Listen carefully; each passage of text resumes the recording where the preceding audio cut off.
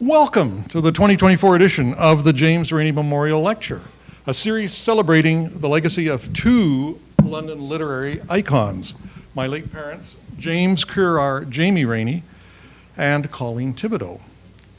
This year's lecture is titled Snapshots of Jamie, with Jamie's friend and collaborator, Jeff Culbert, in conversation with Josh Lambier of Words. At this point, I can even see people I'm related to somewhat distantly in the audience, but has anyone never been to a James Reaney Memorial lecture before? Well, of course I have, but you are in for a treat. I've heard Josh and Jeff working over some of the questions and answers and responses, and it's going to be fantastic. I'm James Stuart Reaney, a co-organizer, along with my sister Susan Reaney of Galliano Island, BC, of the lecture series. And a hello to Susan and her family in British Columbia and all friends and allies joining us virtually. Welcome. We can feel the online love. And I think we spoke with our daughter today and she downloaded Zoom again so she can join us. So our daughter Elizabeth is out there somewhere, we hope. And this year we're grateful to our co-presenters, the London Public Library, and this is the first lecture at a London Public Library, and Words, which welcomed the lecture to London after its first years were under the Stratford Public Library banner. Thanks as always to ex-LPLer, I hope that's kind of a made up phrase, but Carolyn Doyle, and I think Carolyn is here. Carolyn, Carolyn guided us the lecture to Words, and Josh Lambier then helped us flourish there. I also want to acknowledge my colleagues on the London and Middlesex Historical Society Executive for allowing the LMHS to accept and administrate donations to the 2024 lecture. To all our presenters and allies, thank you. Before welcoming Josh and Jeff, our stars of 2024, I will take a moment to reflect on the lecture's past and future.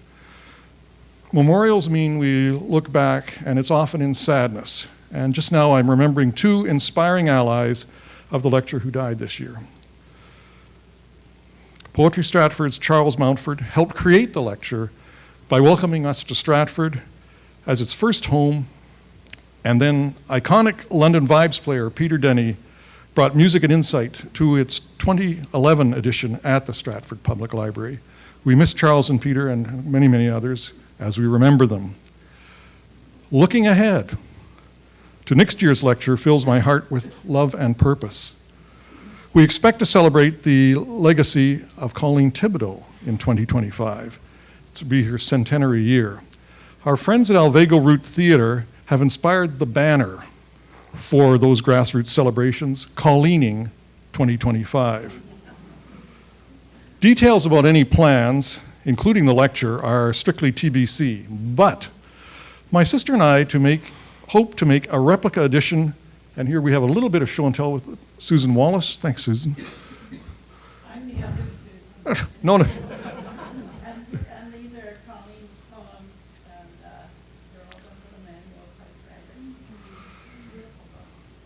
And there are 12 poems in the shapes of things, created by Colleen, and then typeset, I think in the basement at 276 Huron Street by Jamie. We'd like to have that ready in time for the 2025 lecture, whenever it is. So, elevator pitch here at the Lawson Room. If you'd like to make that happen, let us know, and thank you in advance. And now, we've had the opening credits and the coming attractions. It's time for our matinee idols. Please join me in applauding Josh Lambier, Artistic Director of Words and London's Arts and Public Engagement luminary, and Jeff Culbert, a matchless London actor, writer, producer, and activist. Over to you, Jeff and Josh. And now,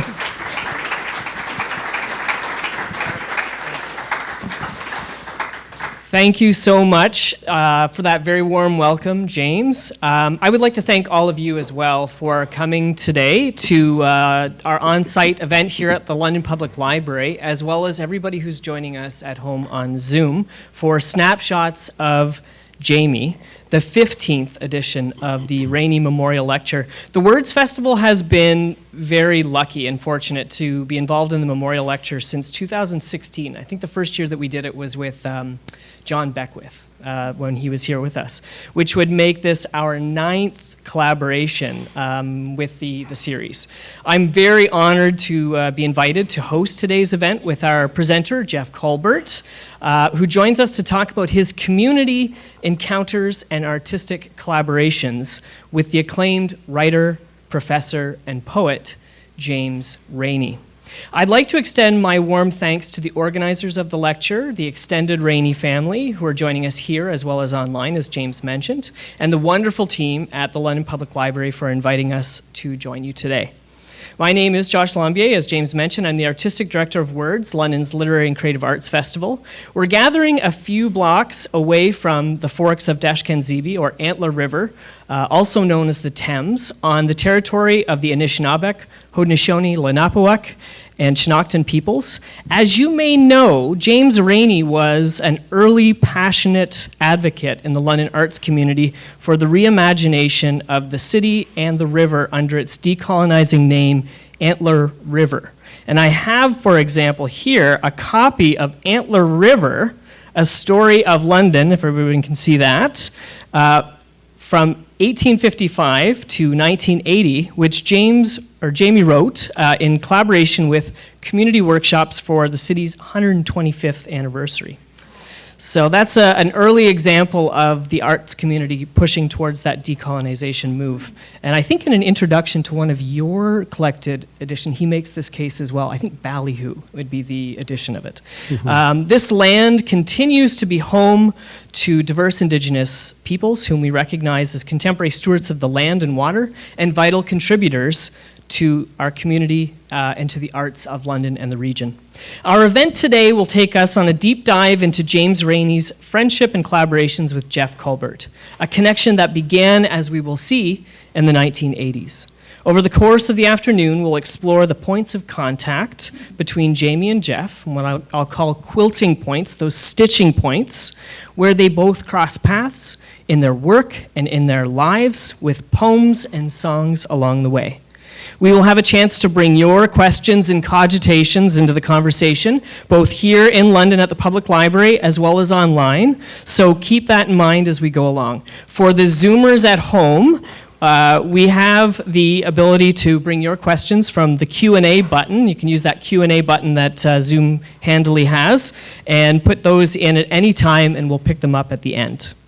Jeff Culbert grew up just outside of London in Lucan, Ontario, which had gained widespread fame, or infamy, as he adds, because of the Donley murders of 1880.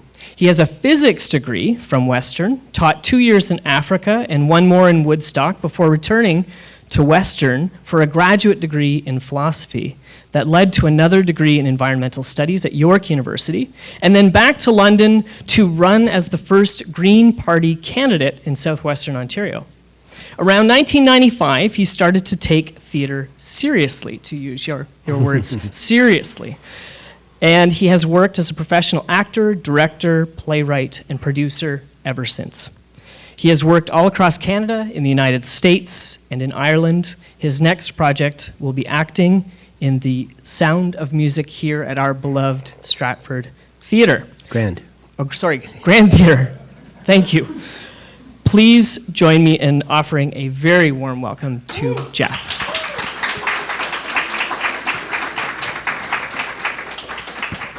Okay, so I thought we would begin by exploring your background a little bit to set the table of what we're going to talk about.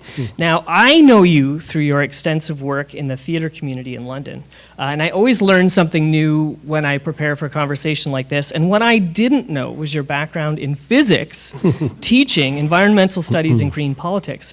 Now, I wonder if you could tell us to start off how this transition into theater happened, this pivot, when, as you say, you began to take it seriously. How did this transition happen, and how did you find your calling to immerse yourself in the theater community? Okay, well, it was kind of accidental. I'd been at York University doing environmental studies was not doing any theater, was not seeing any theater. I think I might have seen 1 or 2 shows in the whole time I was there, so it wasn't really part of my life. But it had been previously, coming through from musicals and some non-musicals, but mainly started from singing. But I got home and my mom, who's always got her eye out for little notices and things, says, "Hey, they're doing Jesus Christ Superstar at Talbot Theatre." And I went, "Yeah." She said, "Wow, you always liked that show." And I said, "Yeah, that's true." So anyway, off I went and auditioned and kind of jumped in the deep end, got the role of Judas, which, was, in a way was beyond me at the time. I thought, well, I've got to give it everything I got here. But, Judas, I didn't really expect to just fall off. I'm being in the chorus and singing, and that's fine. But anyway, I did that, and that was it, really. It's not like I caught the bug, but somebody asked me to do something else. Somebody offered me some money to fill in for an actor in Stratford. I got the Stratford bug. I know, I did this. We'll be talking about the Grand. We love you, the Grand. in Port Stanley, and then I auditioned and got a roles in Port Stanley. So it kind of, and then within a few years, this was 95, and by 98, and really, I don't know, I can't remember what I was thinking, but I started a theater out in Lucan, and started with, three shows per summer, and did that in Lucan for 3 years, and then kind of brought the company into London as a home base. But yeah, I went fairly quickly from just dabbling on the outside to, I think it's because you get to choose your own shows, And I discovered that Robertson Davies was a playwright, for example. I didn't know he had been a playwright. He wrote 11 plays before he ever wrote a novel, and I discovered this and went, "Oh, this is how when you're in Lucan, this is a show that'll appeal to everybody." It was overlaid by Robertson Davies. So I think being able to choose your own show, and that's what I love about grassroots theater. Much as I like professional theater and going in and doing being in other people's business plan and other people's bidding and so on, we had such a great scene in London with people writing and just coming out of the woodwork, and one thing leads to another, and everywhere you're turning there's people coming out of the woodwork and doing things. So that was part of a momentum that was building. So I guess I guess by that time you say I did catch the bug, Yeah. Yeah, and there's a number of areas there that we're going to pick up on, especially the creation of your theater company. As a student at Western with 2 degrees, and with an emergent interest of theater at that time, I imagine you knew of James Reaney, whether you had met him or you knew his work, but can you tell us how you came to meet Jamie? And I wonder along the way, maybe you could tell us a little bit about the Lucan Heritage Days, the hayride in particular. Yeah. What was that encounter, or those first encounters like with Jamie? Well, there was the grassroots production of a play that I saw Jamie. I did not know him at the time, but I knew who he was. And I knew who he was, why? Because he's local celebrity, but the connection with Lucan, this is my hometown, this is where I was raised, and so somebody paying that much attention and so fascinated and writing about it and putting Lucan on the map and in a good way, so I knew of him for sure. But I directed a play, and it was our very own Dan Ebbs here who handed it over to me. It was Beautiful City, and Dan was going to direct. He hurt his leg, he couldn't do it. He asked me if I would direct it, and this was my first time ever. I went in. It was great experience. So I was at a performance, and Jamie came out to see that. And this is just a little vignette of my impression of what kind of guy we're dealing with here, because there's a scene in this play where one of the characters turns another character into a crow, right, on the stage. Now, the person being turned into a crow is Jason MacDonald, who went on to lots of great writing things locally. We know him as one of our pillars of our theater community. And Jamie's in the audience, about 3rd row, and Jason starts going into his cawing and twitching and slowly turning into a crow, who then collapses for the rest of the scene. This is not the end of the play. It's not even the end of the scene, but Jamie was so taken with it, he stood up and started giving a standing ovation right in the middle, and I was going, wow, who does that? And why don't more people do it? But he just was so taken with Jason's performance that's what came out of that. But a few years later, I did know him, and Lucan had these what we called heritage days,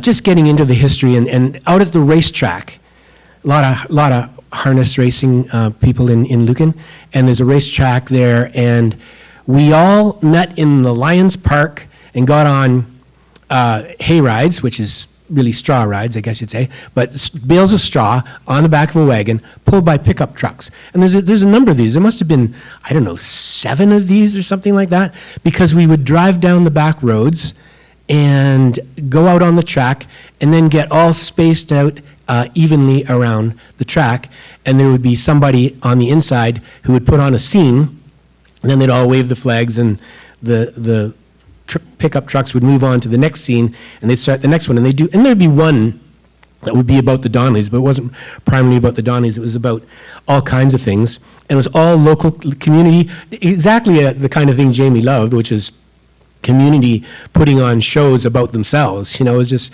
kind of perfect. And it just happened that I sat with him through that. So we chatted, and that was when I don't want to say picking his brain, but just kind of hearing his insights about things. Because he knew the town in a different way. He knew it from the outside in a way, but very, very intimately and in a scholarly way, and did more research on Lucan than I'll ever do. And then there's me, who grew up there and just kind of had it in my bones, I guess you'd say. So that was probably, that's the first one I remember of us kind of having back and forth about Lucan, all the while watching Lucan's history unfold. That's amazing, and such a great mental picture, too, and what a great opportunity to see your hometown with Jamie Reaney along the way. Yeah. In a 1976 Alumni Gazette article, and this is from the UWO Alumni Gazette, called Sesto Theatre, A Beginning, Reaney reflects on the experience of turning his 10 years of research on the history of Biddulph Township, which is why I'm kind of tying it into your remarks there, into the Donley Trilogy. And near the end of this article, he says the following, and I'm going to quote something that he wrote in this article. Our children need to know the traditions of their community, to know that we're in a different part of North America from Los Angeles, and the best way I can think of to start this is to encounter or encourage a study of the past that may lead to plays, songs, paintings, books, thematic street fairs, and pageants.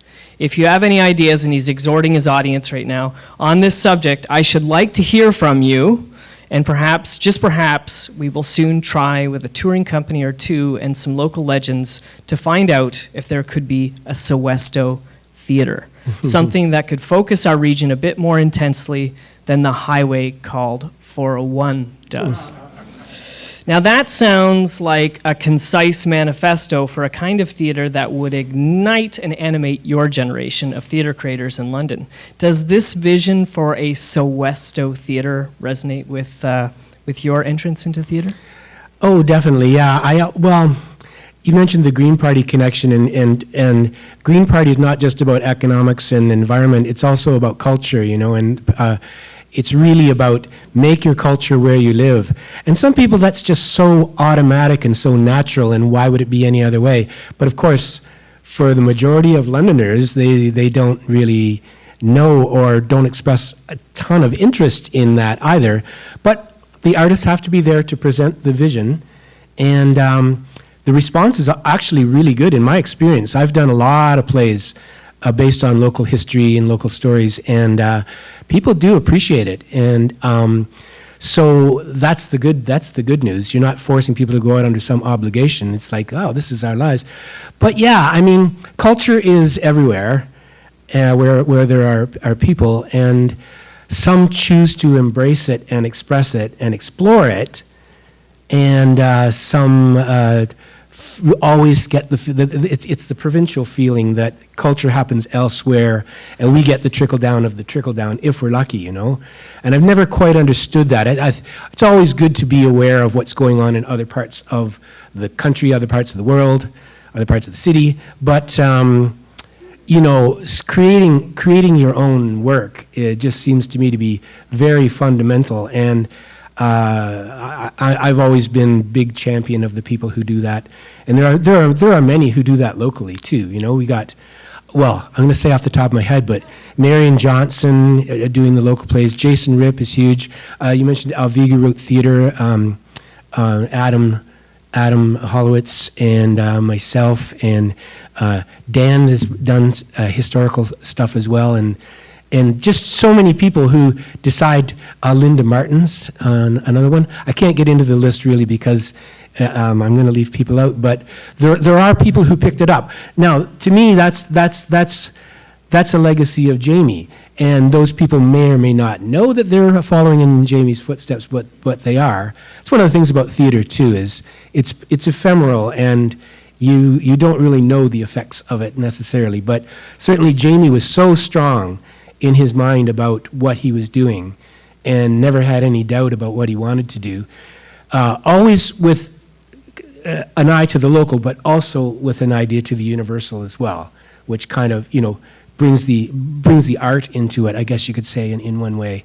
But it wasn't just, oh, this is something that happened, and here's a A to Z version of what happened, but bringing in the artistic side of it as well.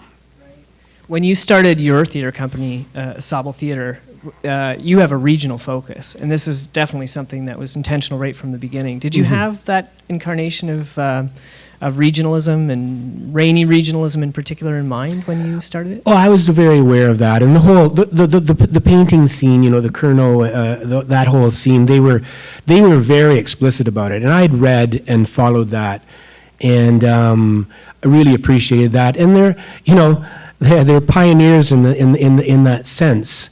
Like I say, when on one hand it's as natural as can be, and on another hand, you have to really kind of fight the power sometimes in order to do that sort of thing, because people are going, who wants to hear a story about London, Ontario? You know, let's take us to New York, take us to Toronto, but the people who are the regionalists, they just get it, and I'm so grateful for them all. One of the standout quilting points, and I'm going to try and find these quilting points as we go along, where your craft spots and you stitch together, between you and Jamie comes with the 2002 production of Gentle Rain Food Co-op, Yes. a comedy, followed by One Man Mask, with you directing the first and performing in the second. Of your performance, Reaney writes, this is a direct review of Jamie Reaney. Jeff's superb work as both director and performer moved the audiences at 7 performances in the Grand Theatre, or nod to the Grand Theatre, to stand-ups, tears, laughter, and exclamations. There were even screams for the last image of One Man Mask when Jeff took a tray of 5 candles, lit them, and balanced the tray on his head. It was electrifying. That's the review. Can you tell us about the experience of engaging with Jamie to produce the production at the Grand? Okay, well, this goes back to the late, great Christopher Doty, who was behind this project we called Rainy Days. And I'm pretty sure Chris approached me, and he approached Susan Furley, who was the artistic director at the Grand at the time. And we had a 3-part presentation, a 3-part festival, I guess you'd say, with Susan doing readings. She picked her favorite reading. Susan, by the way, was familiar with Jamie's work from her. They were both in Manitoba at the same time, so it's an unusual connection there. So she was familiar with him and admired his work. She set up the readings and got some local actors to do readings, excerpts from plays and poetry. Chris organized the film part of it, which was a showing of The Killdeer, a play of Jamie's that was made into a film, and a couple of documentaries. And then I took on the theater part of it, and I'm trying to remember the process. I must have been aware of the Gentle Rain Food Co-op. The Story of the Gentle Rain Food Co-op is its full title. And that was one that had been on CBC Radio. It had never been staged, so I thought, I'll do the first staged version of the Gentle Rain Food Co-op story. And that was a one act. And I think, if I'm remembering correctly, from there I went, well, now I need another one act, and discovered One Man Mask, which is just a fantastic piece. I've done 3 times now, actually. But yeah, it's just a phenomenal piece. I'm going to do a little reading from it, if you like. Yes, that was my next question, is whether you'd be willing to offer us a taste of One Man Mask. Yeah. And maybe give us a little sense of this particular piece as well. Okay.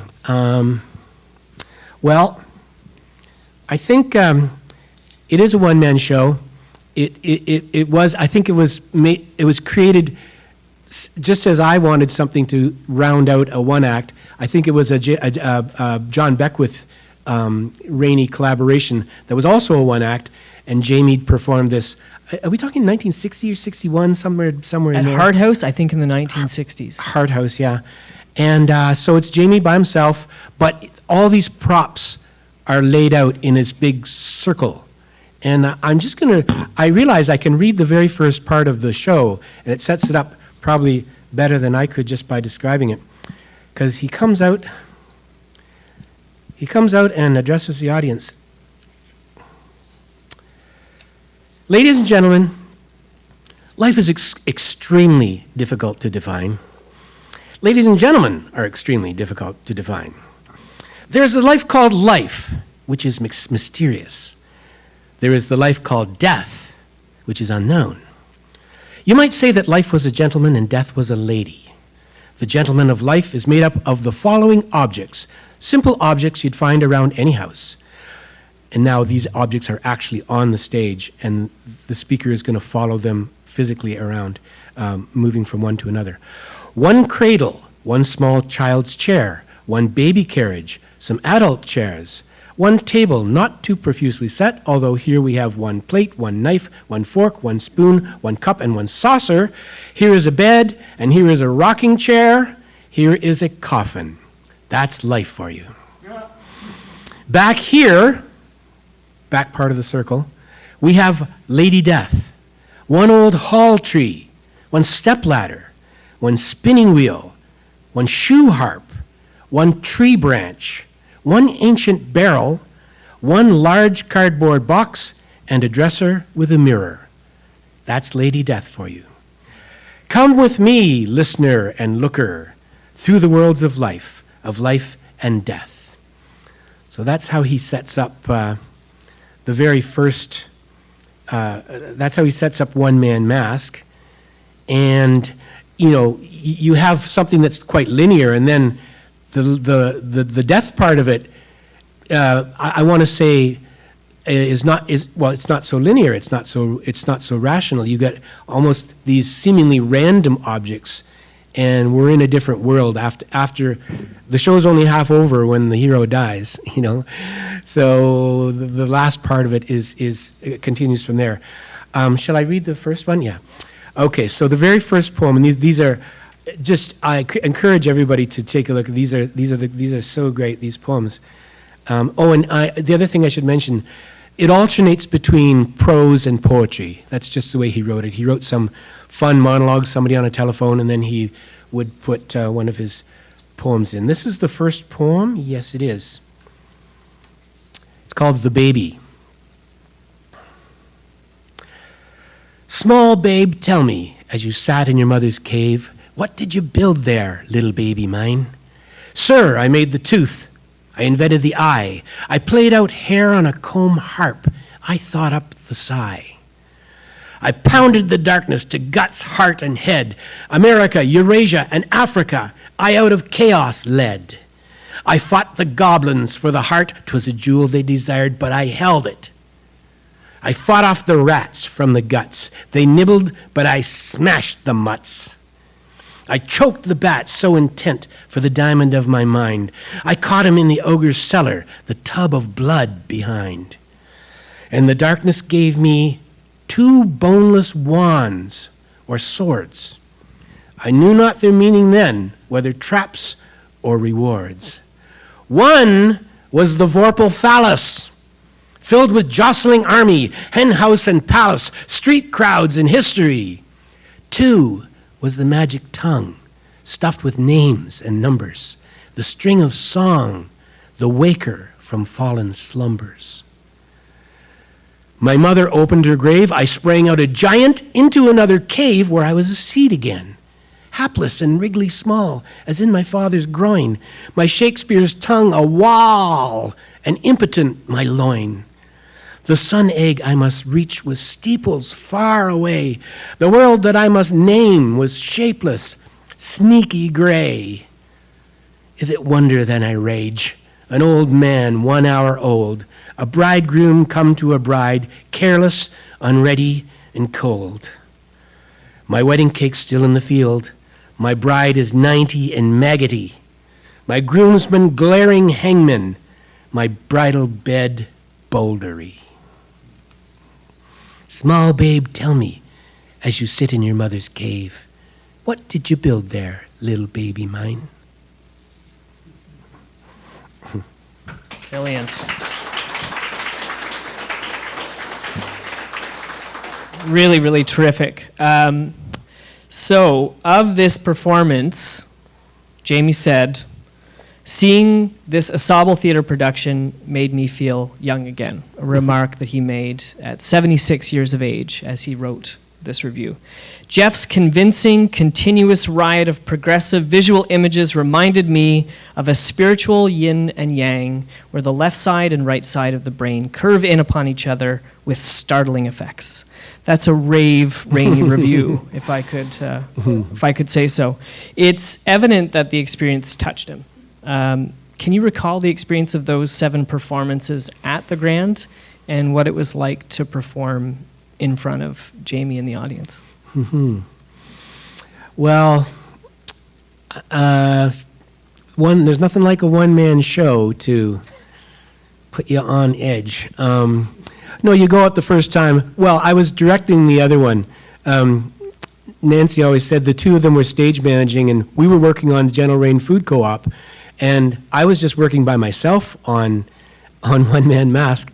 And then I sort of showed up and said, well, we better get this in there and do the tech and get the lights and so on. And so I sort of hadn't really been working it that much. I'd just been working on my own mainly. So I'm saying that because I think when you go out, you're just hoping to get through it. You know, there's a level where you just want it all to string together in the right order. And that's kind of, for the first performance, that's sort of job one.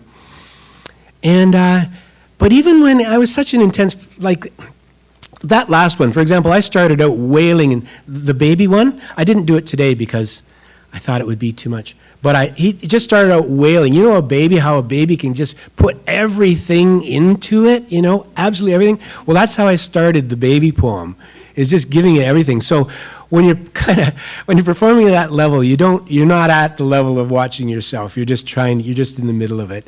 So I don't know if I have a really good answer for you how it felt, except that It's pretty good. And the characters are very, you move all these different characters and you have to inhabit them and change from one to another to another to another, and it just takes all your energy to inhabit those ones. And I won't say I'm not aware of the audience at all, but you're not worried about what they're thinking. You're just doing what you're doing and hoping for the best. Right. And I think it was during one of the afternoon visits, I've got a prop here, during one of the afternoon visits in advance of this, that you had a chance to chat with Jamie. I think it was 3 visits. But this is the snapshot that Jeff took, and you'll recognize it because it was the poster image, and actually is the source of the title of today's event, Snapshots of Jamie. And it's a favorite, and so much so that it made it on the back of one of the collected plays. And a favorite I know of the family too, because there's the scent of a smile coming upon his face while he's holding the brooms and the rakes. What was it like to go over and visit with Jamie as you were preparing for this? Oh, well, it was fantastic. It was very casual. We hung out for the afternoons, and we weren't in a hurry to do anything. I could go through and say, what is this word here? And, well, the one example that comes to mind is I saw the word Vorpal, and I went, Vorpal, wait a minute, that's from Jabberwocky, right? If you're Vorpal sword in hand, right? And so he said, oh yeah, I borrowed that one from Lewis Carroll for sure. And then I'd say, what about this one over here? And he goes, well, that's Reaney. So he's literally, he's literally making up words and using words, of course, in a very creative and original way. So having the guy there, to answer questions and to bounce ideas off of is there's nothing like it really. And so it was fun. I'm reminded too, you have the baby poem, and you think, oh, baby, okay, this is going to be all about innocence. And by the end of it, oh, it's pretty dark. And I said to him one time during these visits, I said, I notice all of these pieces, the prose pieces and the poems, they all at some point take a little visit into the darkness. And Jamie said, that's life. And, so for all the playfulness, he's got that playfulness, though, which is such a counterbalance to, this is the thing about Jamie, I mentioned the local and the universal, and you have the humor, which is tempering it all, and the play, I guess I could say the humor and the play. He loved kids, writing for kids, and he loved that playful sensibility that he grew up with. Didn't ever want to lose it. I don't think he thought any of us should lose it. But also we have the scholarly part of it and the literary part of it. When you read through his it doesn't take long to come across a lot of imagery which is taken from biblical sources, literary sources all over the place. So the thing about Jamie, for me anyway, is he's hitting on all of these things, and sometimes in one little poem, and sometimes so you get the sense of play, you get the sense of there's more to life than play. You get them all in one poem. Right. It does contain multitudes. Could you give us a taste of the darkness? Well, Doomsday? Okay. I say Doomsday question mark because this is actually one of the more fun poems. Yeah. But it's about Doomsday. So this is the day when all the decisions get made. And I'm going to move the mic back a bit here because it's Doomsday. You got to announce that. So I'm here until I find it. Here we go. Doomsday. Red sky morning, shaking like a scarlet head. Doomsday, rise up, spring your lids, you dead. Scrape out coffins, put yourself together, pat that dust, find that bust. This is the last weather. Trumpet, drummer, thunder, vomit, you cannibals. Shake out those old flesh dresses for the resurrection parties and balls. Here comes St. Sebastian with a handful of arrows. The big threshing woodpecker is beating on the green drum. Here comes the poor boy who got caught in the harrows. Here comes St. Bartholomew with his skin. Scroll away, hell this way, heaven that, rat-a-tat-tat. There goes death and there goes sin. Here comes Cain and Abel, hand in hand. Here comes horizontals turning into slopes. Here comes the table changing back to a tree. And here comes the hanged people skipping with their ropes. Red sky morning, shaking like a scarlet head. Doomsday, rise up, spring your lids, you dead. Scrape out coffins, put yourself together, pat that dust, find that bust. This is the last weather. Trumpet, drummer, thunder, vomit, you cannibals. Shake out those old flesh dresses for the resurrection parties and balls.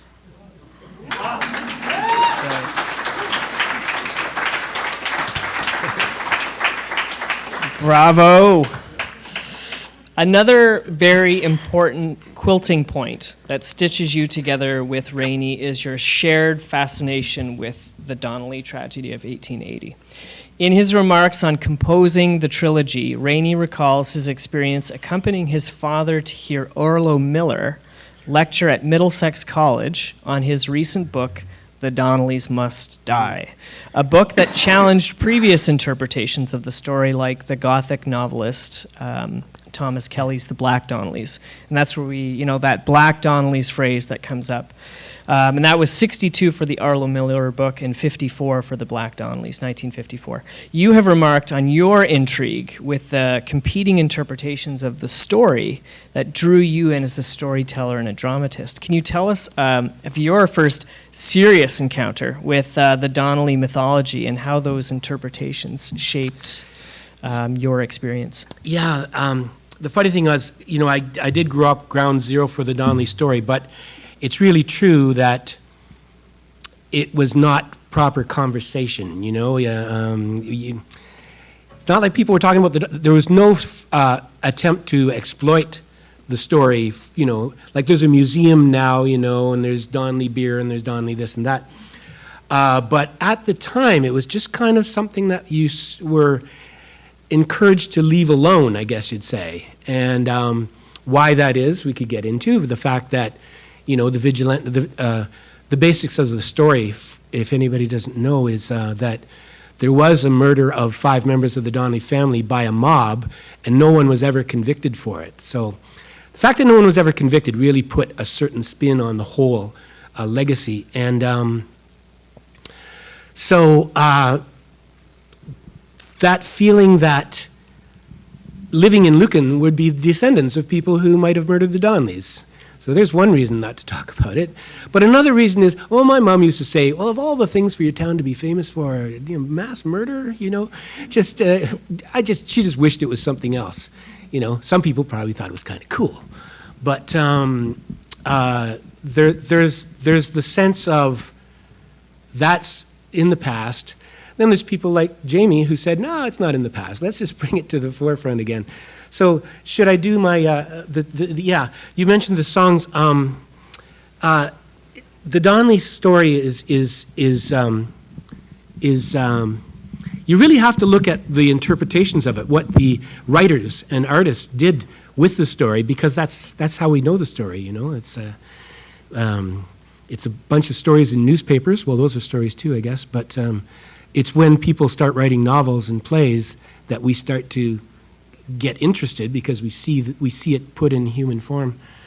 The way I've come to think of it, though, I did a show that was based on just Donley songs that I collected. Some that I wrote, but some that I just collected over the years from so many people who've written Donley songs. Couldn't do them all.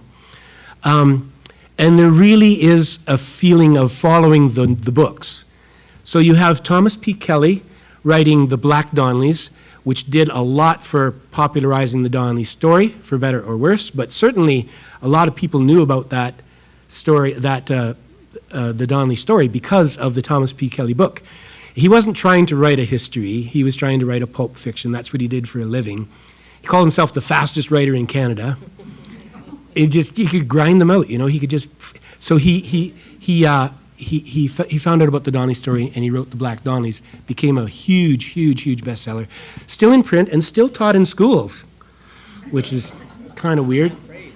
Well, it's something about that book. Say what you want about the truth of the book, but there was something about that book that people really responded to. So he knew what he was doing in writing pulp fiction. Got to give him credit for that. So you get one kind of song. I'm going to give you a little taste of that. What kind of song you get when somebody's read the Black Donleys and bases their understanding of the Donley story on that. And then you get the 60s, Orlo Miller coming along and writing a novel and a fiction and a nonfiction. And you get suddenly, the vigilantes maybe are the bad guys here. Whoa, that really twisted things around. And I was saying to Josh that I was a bit curious as to why me growing up, like say in the 60s, why the Donley story was so, got people so riled up still. It was a long time. But it wasn't it was because the interpretations had just started coming out. The Kelly book in the 50s, the Miller book in the 60s, which is going, whoa, wait a minute, no, we got to rethink this story. And that's partly the milieu I grew up in. So it wasn't as though it was like that the whole time. It was something that kind of came out of the conflict. And then Jamie came along in the 70s with his own take on everything. So I'll just give you a little taste. I'm going to give you a couple of song fragments, just to give you the sense of what I'm talking about, how your history can go in that direction or can go in that direction. So, first of all is our beloved Stompin' Tom Connors. He wrote 2 songs about the Donleys. I'll give you the first one. It's called the Black Donley Massacre. Just give you this. So, this is after reading the Kelly book. The Black Donleys ride their killers by the side down the Roman line till the end of time. Back in 1840-some, Lucan, Ontario, a man did come, a man who pushed his weight around, and his wife Joanna could slap the devil down. With 7 sons who fought as well, they opened up wide the gates of hell, and they fired up the land for miles around, the Black Donleys from Lucan town.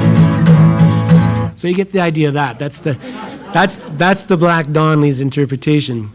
And interestingly, he stopped performing that song because some people went up to him and said, Donleys were actually real people, and he was going with the big mythology, which everybody happily grasped onto, because you got these villains and this terrorized, and they could be hiding under your bed right now kind of idea.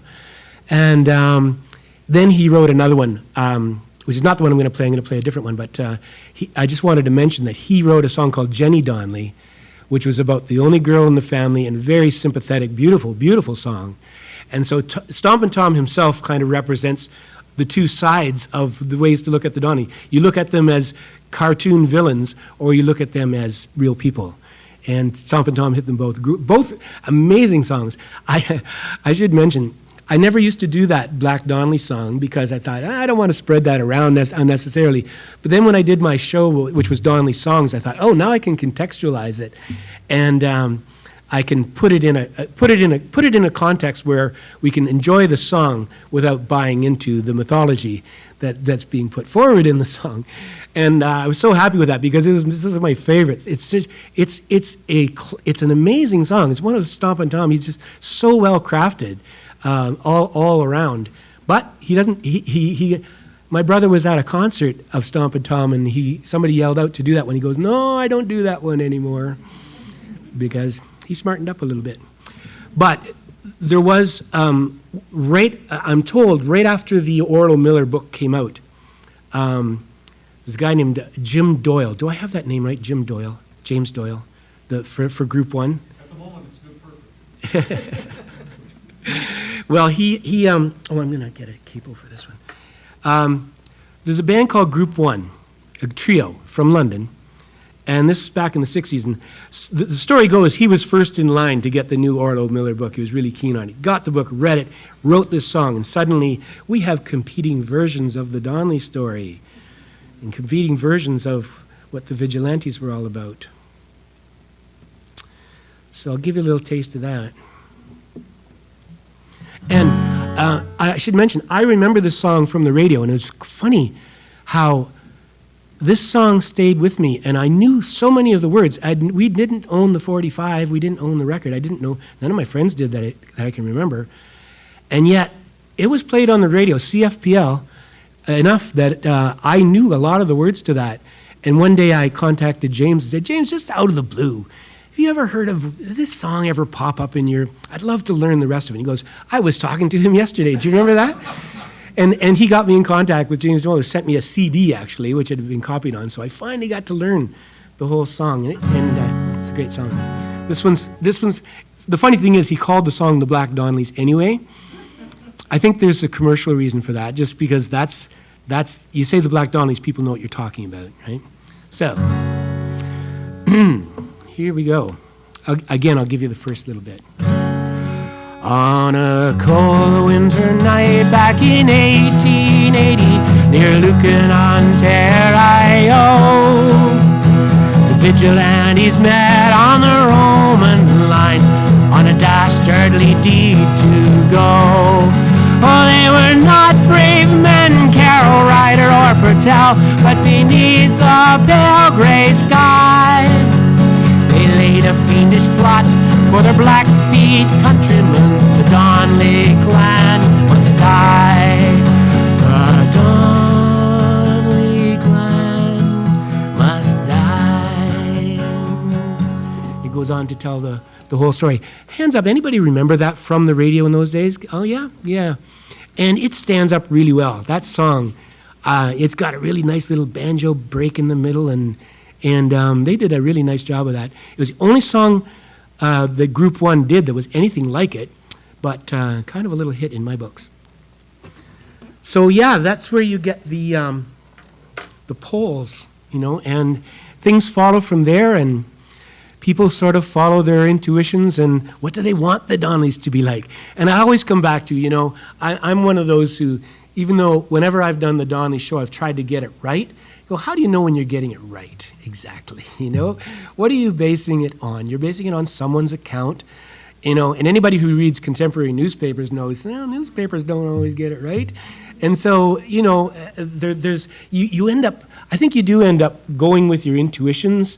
The more you read, the better, of course. You build, and who do you trust and whose ideas do you trust? But sometimes I feel a little frustration of just like, I just want to really know exactly what happened there, So, oh, we got Yeah. That was the guitar mic there for a second here. One of the conceits of the Donley sideshow is that Johnny O'Connor sets out to tell his side of the story with Will Donley, seeking, and this is quoting from your description of the show, seeking some sort of poetic justice in light of the failure of the courts to achieve legal justice. So it's that tension of a poetic justice with a legal justice. Now, I find that phrase, poetic justice, very interesting. Reaney also said that he could also find a way into the writing of the plays, the trilogy, after hearing a story about a local historian in London getting a cold reception. This has made me think of your Tom Connor story. A cold reception to a presentation for the London Middlesex Historical Society, another reference here, that repeated some of the usual elements that Kelly's story told. At that moment, he realized they had friends. Mm-hmm. That the story and the play would be tragedy. And the question I have is, how did the audience, now that this story swirls and everybody has their own way, as you were going across Canada touring the side, how did the audience respond to the idea of the Donley sideshow looking for some sense of poetic justice that underpins the production? Yeah, and I want to say that actually, I didn't even make up that idea of those two going on tour. That Will, and they thought they had to make some money. They had to have a livelihood, so they were going to go out, and Will played the fiddle. He was an accomplished fiddle player, and the Donley story was well known. Little music, little stories. But the lawyers said, no, please, please. Oh, and maybe we should say a little bit about Johnny O'Connor. Who is Johnny O'Connor? Okay. In this? I don't know if I told you this, but Johnny O'Connor grew up, I could literally throw a stone from where I grew up and hit Johnny O'Connor's house. That's how close he was. And that's where the wake happened. Johnny O'Connor was a boy in town, and his parents were friends of the Donleys and sometimes worked with the Donleys, stagecoach driving and so on. But he would help out the Donleys. If they had to be away, he would take care of the animals, for example. And the reason he was there on the night of February 3rd, 1880, was because they were off to court the next morning. So they went to pick him up on the 3rd, brought him out. He's sleeping in the house, unbeknownst to the vigilantes. And so that's how but it wasn't the first time. It was something that he did once in a while, but that's why he happened to be there in the first place. So he witnessed the whole thing happening, and so he's kind of one of the key figures in the whole story, really. Absolutely. And so the audience, when you were playing, how did they respond? Because I imagine you had a chance to chat with people afterwards, and they must have their ideas of what this Donley story involved. I get the feeling I get the feeling that everybody knows the Donley story, but nobody really knows it. You know, I think for the general population, if you try to get them to tell us, say, okay, let's just tell us the story from start to finish. It's like everybody's got fragments and impressions. I don't know if anybody feels like, no, I know what happened, I know what happened. Some people who might be a little more invested one way or the other, you know, for other reasons. But somebody who's just a neutral listener, I don't know, they might, but definitely people responded that they like I said, they like that fear factor. They like that factor of, if there was a Donley around right now, I'd just be running for the hills. You know, it's like people like monsters, I guess you'd say. People like horror movies for some reason. I don't get it myself.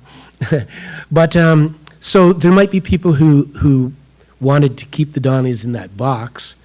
And then some people are pretty interested in saying, wait a minute, oh, we didn't know this whole story, okay. Let's back up a bit here. Oh, one thing I meant to say after playing that Group 1 song about the Donleys, he even actually names names in that. This is just to show you how some friction can arise. They were not brave men, Carroll, Ryder, or Purtell. Never knew what they were saying when I was a kid, Carroll, Ryder, or Purtell. I could do it phonetically, but I didn't know what they were saying. And then I realized Carroll, Ryder, and Purtell are the three vigilantes that were named by Johnny O'Connor in the trial. So he used those names in the song. But once again, I knew guys named Carroll, you know, and so you're pushing on things. And what was his name? The writer, the painter writer, William, was it? No, the contemporary painter. But he often would challenge the stories. Like, you know, he would say, "Well, James Reaney wasn't there. He's related to the vigilantes. James Reaney wasn't there." So James Reaney, not just James Reaney, but people who are now flipping the script and going after the vigilantes big time and going, wait a minute, do they know really what happened too? So there are defenders like that. I think it's Ryder was one of the big names in the area at the time, and really prominent in the story, who ultimately were with the vigilantes. And this is a descendant of theirs who just would come out once in a while and say, okay, this is not so simple as everybody's letting on. But like I say, I don't know if people know the story. I came to realize everybody knows of the story, but I don't know if people know it well enough to give a really strong argument about it. Right. Well, you share with Reaney a conviction that drama and music have an important role to play in our understanding, or a re-exploration, reimagination of that story of the Donleys. A legend that, as James Stewart Reaney, who's here with us, has called the greatest Sesto folktale of them all. Mm-hmm. Now, I wonder if you could say something about, given exactly what you just said about the difficulty of trying to explore this, and there's more than the historian's role, there's the artist's role, and I wonder, you and Reaney both have approached this with drama and music. Is there something that drama and music, the arts, give us that allow us into this story in a way that other areas wouldn't? Oh, well, yeah, that's the whole personal human side of it, and the emotional side of it, and, you know, songs can go places that prose can't go. Just psychologically, I think. So for good and for bad, I suppose you could say, too. You know, you get people singing their national anthem and they're off to slaughter somebody, you know. That can work in a bad way as well, this emotional inspiration you get to do something bad. But music is powerful, you know, it gets us in ways we don't really fully understand, I think, too. So that's where you get artist integrity to try to tell the story as well and as clearly and as fairly as they can. Otherwise, it's propaganda. You know, it's you want somebody to believe this. You've decided that beforehand, and you're presenting the work in order to boost that idea. Now, if you've gone through and made your conclusions and you have a take on all these stories, and you go and you present it in the way you can and the best way you can, then fair enough. But yeah, for sure, art, that's kind of why we have art, and that's why, you know, like it's always been with us, always will be with us, and does things that ordinary pedestrian literal language doesn't do. Right. Reflecting on his creation of the Donley Trilogy, James describes a process of poring over hundreds of boxes of chancery records and court documents in Badolph and Huron counties. He says, and this is a quotation, "There is probably a reason for this material being dear to a dramatist's heart. A court case is, after all, a drama, with its lawyers arguing so one-sidedly against each other, with its witnesses opposing each other to and with a judge who frequently, in early days, climaxes everything with a knock on the head or the wallet or all around."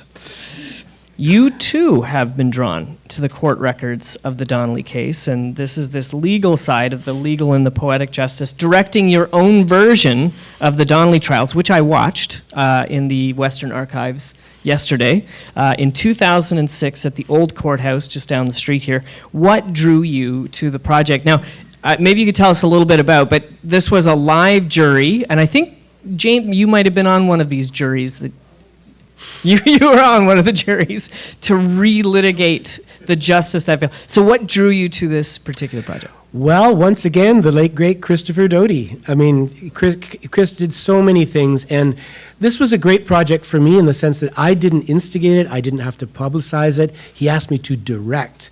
Oh, wow, this is great. I just concentrate on that. And what was fascinating to me about it was,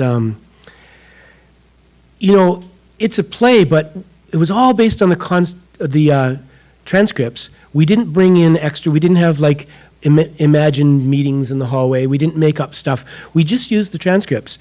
And, I think that was pretty risky looking back on it, really, because there's not a lot of action. The action basically is call the next witness, walk, stand, a lot of say your kissing of the vows, Bible, too. Talk. What's that? Kissing of the Bible. Kissing I of the forgot Bible. that was a thing that when you gave testimony to kiss the Bible, that was a thing that was done. That's right. And so there was not a lot of physical action, and yet we're calling it a play.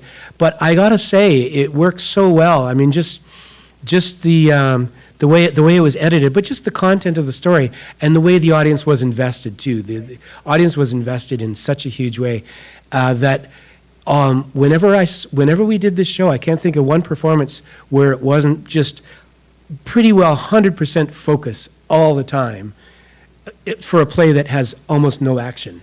It just has words. Well, we're used to courtroom drama now because of Law and Order and things like that, but it does, Yeah. the end of the performance I saw had audible gasps when the verdict was read. How did the verdict come down in the majority of the cases with these juries that were, like James being on one of the juries?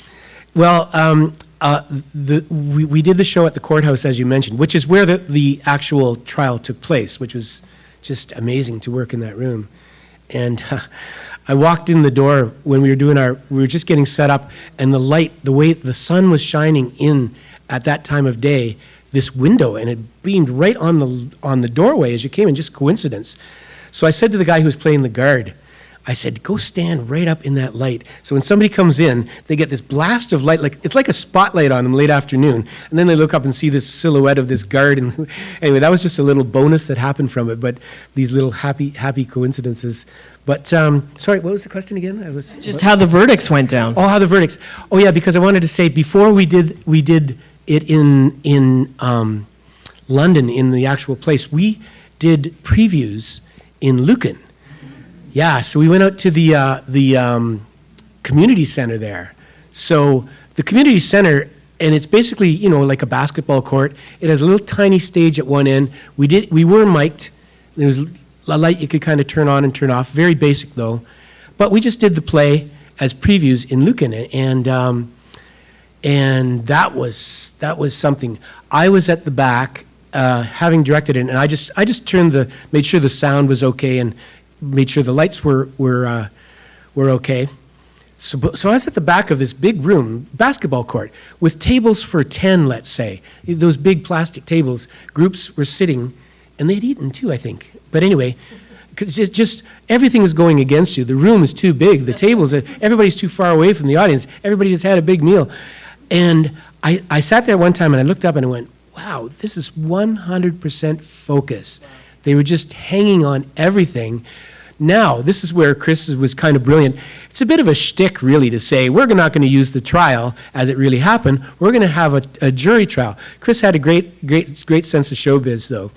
And he had the person come out. So the very first time we're coming out, okay, here we are in Lucan. The jury's coming back, and they're going to read their verdict. Verdict is guilty. James Crerar guilty for the murder of Joanna Donley. The whole place exploded in cheers, right?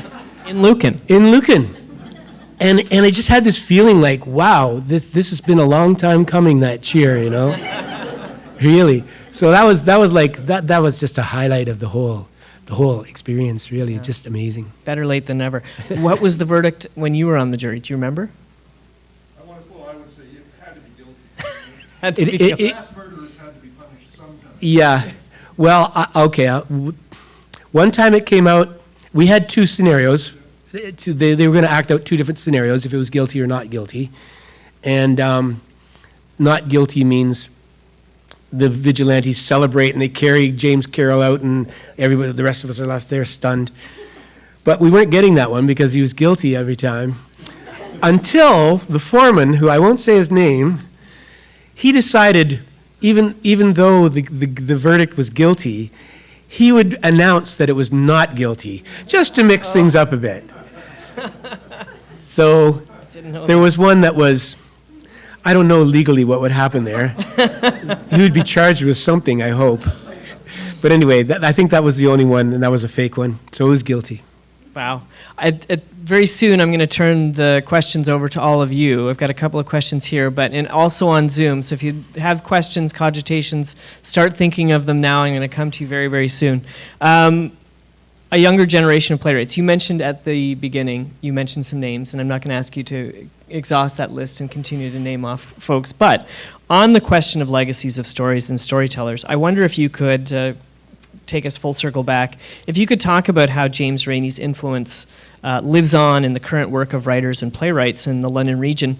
In our preparatory conversations, and today you mentioned some of the people who are doing work right now, how does that legacy continue to be felt in terms of the way that people are writing, how the theater community orients itself? Can you feel the afterlives and the traces of Jamie? Yes, short answer. And sometimes it's explicit, and sometimes it's just picking up on a style. And I would say even Jamie, I wouldn't say he got it. I think he loves simplicity in theater. Don't get things all complicated. You can put on a show. All you need is actors, costumes. Yeah, go for the costume box, the tickle trunk or whatever. But he didn't. He felt like the basics are the basics, and be careful of going too far away. And in that, I know. I just remember reading that one of his great, I don't know if you call him a mentor or just influences, was Yeats. Jamie's great influence was Yeats, and he felt the same way. He said, even though Yeats was involved in the beginning of the Abbey Theatre in Dublin, he said, my kind of theater, you put up a screen, you lay down a mat. When you want to change scenes, you go behind the screen, and you come back again. And very, very, very simple. So that was Jamie's sensibility as well. And I can't remember what show it was of Dan Ebbs here, and I was watching some risers get put up in an alleyway made. Might have been Home and Native Land. Was there? Yeah. And I'm looking at it going, there's James Reaney. And now with Dan, I suspect that's probably explicit. He's aware of, but I think there are people who just pick up on, because it's fun. The other thing is too, movies are, I don't know why, movies tend to be so realistic. They get stuck in this thing, we're shooting movies, so we have to make it realistic. Why? Then you go see theater and you see some theatrical, and you think, wow, this is it. I'm using my imagination, and Jamie was just another step in leaving as much as possible up to the imagination, because that's kind of where it's at, I think, for him. So Adam is another one of when Adam does actual James Reaney plays, but he also, when he does something else, there's just a sense of play there, and I think Jamie just emboldened people to say, be a kid, play, just because it's entertaining it gets the point across, and it is fun for everybody involved. So rather than being stuck in something that takes itself too seriously, maybe I could say, there's just a sense of, well, it was fun for me with the Gentle Rain Food Co-op because it had never been staged. So we went pretty, like, someone's got a bicycle handles, they're riding their bicycle, they just got handles going across the stage, that kind of thing.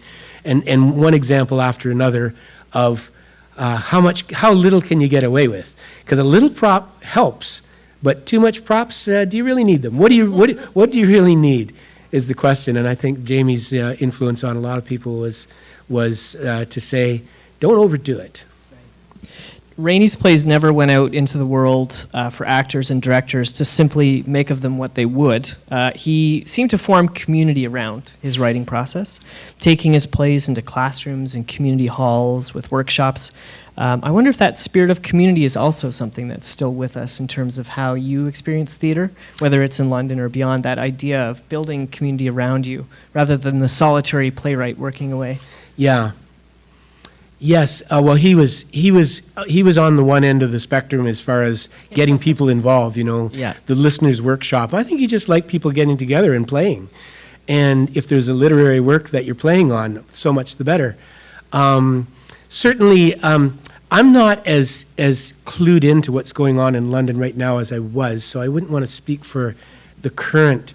But certainly, when having a low budget can be a real blessing when it comes to this stuff.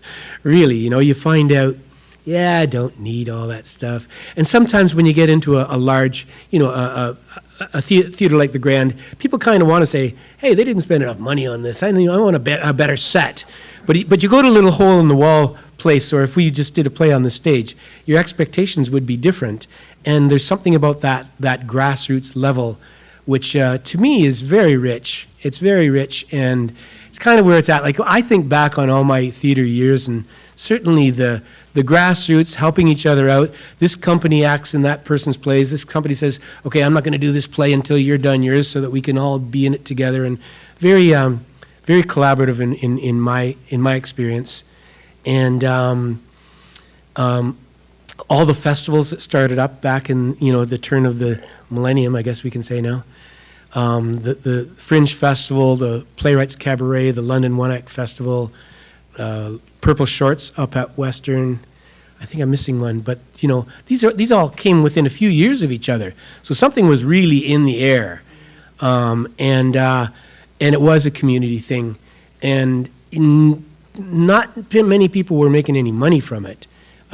People would try to throw $100 to an actor or something like that if they could, but it was really all driven by creativity, the passion to want to put something on, the passion to tell your own stories, and just working together. The theater people are. I'm kind of amazed by theater people in a way, and I think I sort of get that I do it because I'm got obsessed or something, but I think that's what happens. You get this massive thing of people really working hard.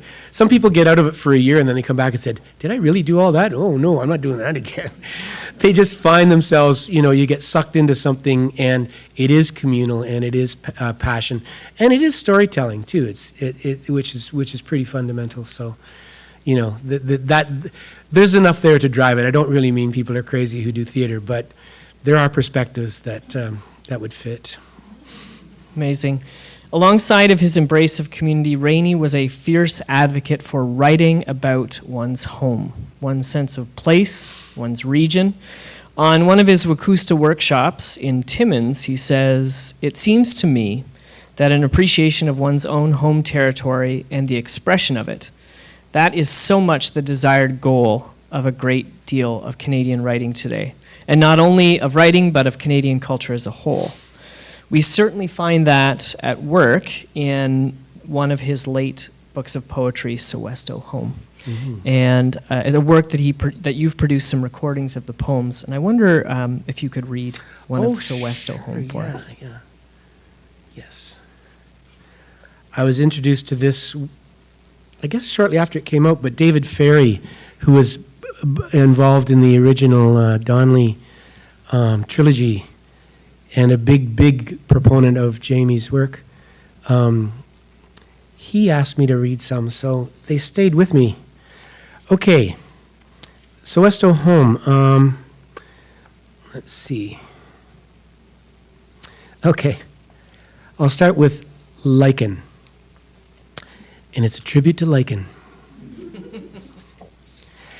You liquor of Precambrian rock, I am your liker. You are both plant and sister to yeasts, molds, rusts, mildews, hungry for green. No stems, leaves, nor roots in you are seen, and so you married yourself to a plant. Green plant wed to greenless you, and together you chew rock into earth, Precambrian into Postcambrian, helped, no doubt, by the sun and her daughter, water.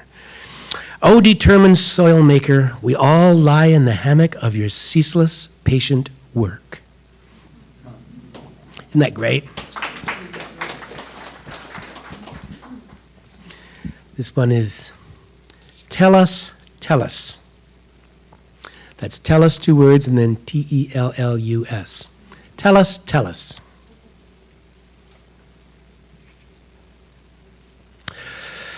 Oh, earth, how do you do? You old round raft. Oh, how do you do it? You lean backward and it's winter. And someone taught you to lean forward and it's summer. You big, round, fearsome balloon. So very light you float, and yet so heavy you are. Tons, tons, tons, tons. Filled with a mysterious sting, a power string that fastens us all to your sides and makes me sometimes fall downstairs when drunk and then stay put. You tubby flashlight battery, in Baffinland you have plus, and in Antarctica you have a surplus of minus. So much electric charge, so much iron in your giant magnet core. How did it all come about? Boy, never mind. I spin and spin, a sometimes weary top with no stop, perhaps. I sleep as me and sun and my 7 or so desert sisters journey where? To where herself. One day the 4 big rocks within me, giantess sisters, giant brothers, they will reach the kingdom they were exiled from. When you have finished embroidering shirts for their massive dirts. Shirts made out of the fingerprints of time's whirlwinds, and I will that day see them, find again the golden chess pieces in the grass of a still awful place filled with a dreadful peace.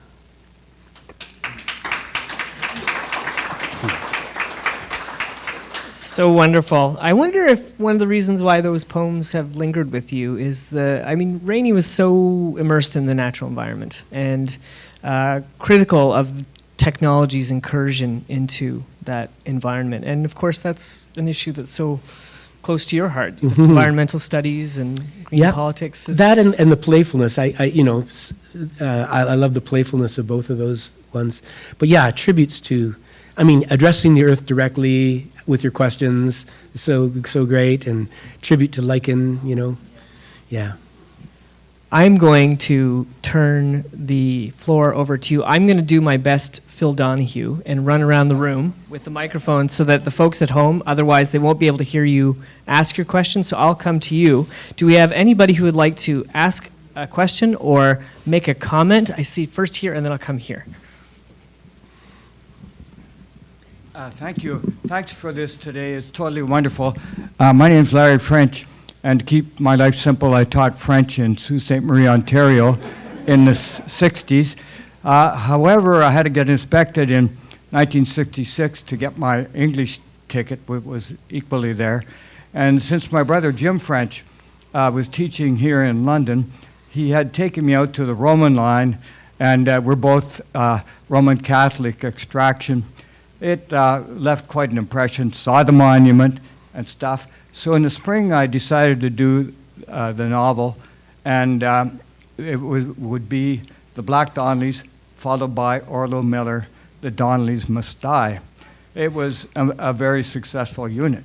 Anyway, what really struck me there, given my background, and nobody's mentioned it, but maybe it's in Reaney's plays, was the priest story, the background in Ireland, the bad blood between the Donleys and the other faction was really born and bred in Ireland, attitudes towards the Protestants. And the Donleys were soft on the Protestants. Therefore, they were a sort of pariah. The others were hardline anti-Protestant. Did Reaney or anybody make use of this aspect of the background? Yeah. This is where we get into, I'll give you my take on it. That's a strong Orlo Miller take about going back to Ireland. Personally, I don't know. I don't know if it's as strong as Orlo Miller thought it was. Now, the reason I say that is because, yes, obviously Ireland's had hundreds of years, and obviously the Catholic Protestant, you deal with the Protestants, you're in bad with your fellow Catholics. That's no question about that. But just when I look through the material and the stories and the quotes, I don't see it coming from the people that much. There's one story where somebody was going to use a well, and somebody wrote on the rock, no water for Blackfeet. And that was but that's the exception. This Blackfoot white boys thing, those are the factions, by the way. I won't get into the whole history of it. Basically, if you deal with the Protestants, you're kind of shunned by the rest of the Catholic community because, and the white boys started out as fighting the enclosure movement. I shouldn't get into the history, I'm going to get too detailed, but the white boys started as a protest, tearing down fences from enclosures and so on. But I don't see a lot in there that mentions white boys and Blackfeet. So I think Orlo Miller might have been taking a valid point and putting too much emphasis on it. This is my take. However, and also, they were trying to get away from this the Catholic Protestant thing, for good reason. They started the Irish Benevolent Society, which still goes on now, and they set it up so that there would be the president of the Irish Benevolent Society would alternate between a Catholic and a Protestant, and they would try to help all immigrants who were Irish. So and also just my own upbringing. Yes, the Catholics went to a different school, but we played sports with them afterwards. We never thought of them as enemies. Not from anything that I experienced or my friends. This is growing up years later, of course. But I feel like there was an integrated school, and things like that were. But the Donleys did have the Donleys. Two of them were married in Protestant churches. They married Protestants too. They didn't care. They didn't mind. In fact, I met a woman named Donnelly in Limerick, in Ireland, and she could never find an actual connection with the Donleys, but she was very interested in the story. She thinks that the intermarriage goes right back to Ireland, that a Catholic married a Protestant way back then, and that was bad news, even in the late 20th century. So at the time, it would have been a big deal. So I don't know. I'll leave it at that. But yes, it is. But a lot of people like to simplify the story and say it's a religious battle. I think that could feed into it when it was convenient. But I think it was a family that didn't follow the rules, and they would use whatever they could against them. So I could be wrong, but I don't overemphasize the religious thing myself.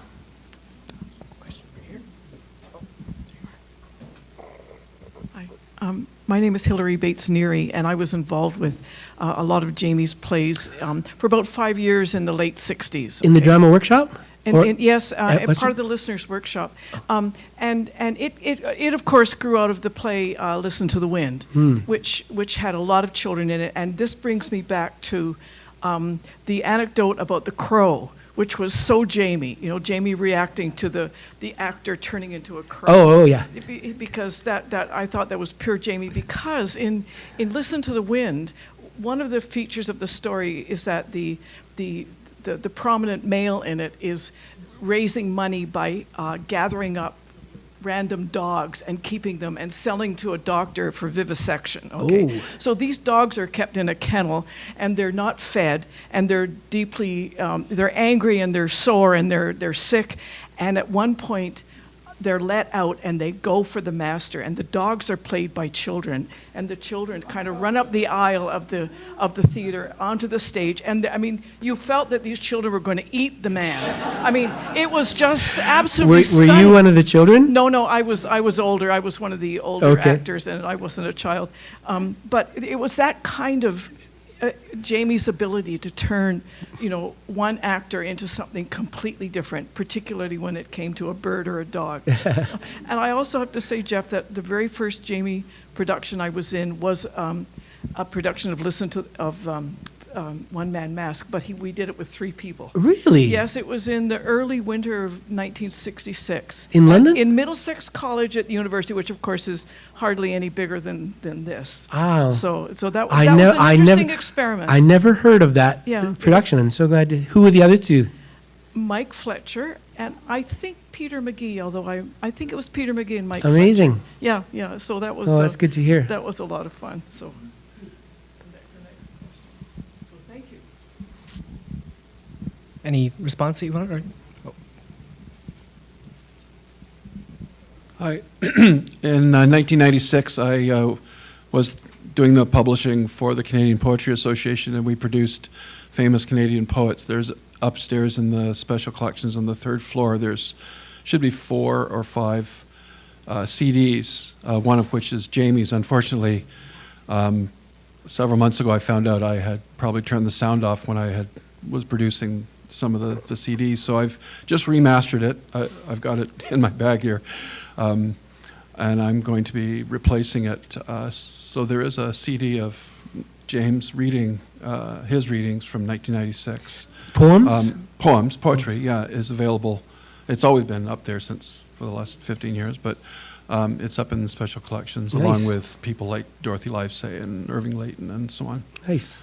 But the new, cleaner version, Audible one, should be available next week. Nice. Good. I think I saw a hand over here at one point. Did I miss a hand over here? No speaker, I doesn't have anything to add at this time. Thank you for having me. I said 1975 years dead. It's a pleasure meeting your acquaintance again. Tony Weasel. Hi, I'm Bill Craven. My wife and I, Elizabeth, and I used to play croquet with Jamie and Colleen. And he was such a gentle soul. Rode his bike when he was a teenager all the way to Toronto to see what... Fantasia, yeah. when it was first out. And yet you read some of his stuff, the Box Social. Whoa. Exactly. Or some of the poems you read, Yeah.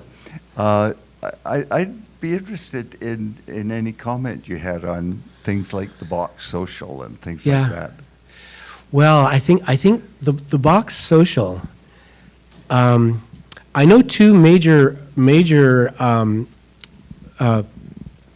authors that claim direct influence by James Reaney, and one's Margaret Atwood and one's Alice Munro.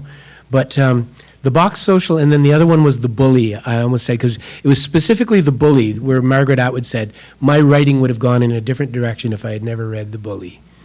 Interesting, and yeah, the Box Social, I think that was, very gentle soul, exactly. And then you start reading this stuff and go, wow. And it's hard. And how much Jamie liked that, I don't know. I don't mean to cast any, he's doing it as an artist and everything like that and expressing what he wants to and say, well, here I am. But the Box Social is this story about I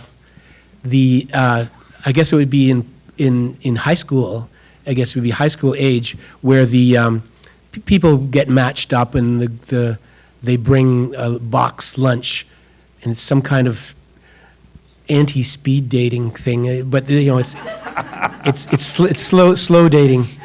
But they would get paired up and they would have lunch together, I guess, is the basis anyway. And you purchase the box. Oh, that's it. Okay, Yes, thank you. yes. Thank you. What's in the box is lunch. Lunch. The box social.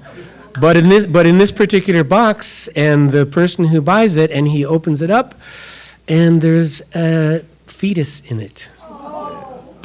And and this is what the girl did to the guy who impregnated her. Now, what year are we talking? Can anybody help me out? 1946. Whoa. So you can see somebody can get a reputation as the bad boy of Canadian letters. But I mean, we say that because it's, look at the reaction in this room in 2024, right? And the artist isn't there to keep us all, comfortable. And I don't want to say he wanted to establish a reputation as a bad boy and therefore he wrote that. I think he wrote a story based on his experiences and based on what he saw out in the community, and it just was very, very hard-hitting. I was very, And it made money. Oh, Didn't know that part of it. He wrote other stories after that, like at least 3, I think, from Mayfair and Yeah. and he was a moneymaker. Nice. I was very lucky. My son's a playwright, and he's retired now in Ajax, but he was at Wickbay at the time. He put on the whole trilogy of the Donleys. Oh, wow. And James went down and coached the teenagers that put on the Donley trilogies. And I got to ride with them 3 hours each way. And it was a treat, I'll tell you, Yeah. a real treat to ride with James Reaney. We had the pleasure of going with Jamie and Colleen to Lucan to see the graves and tour the town and the barn.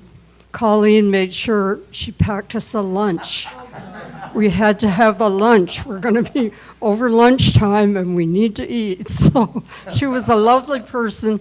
My daughter worked at Shoppers Drug, and she would come in and talk to Carrie until the manager would come over and say, Carrie, you're supposed to be working.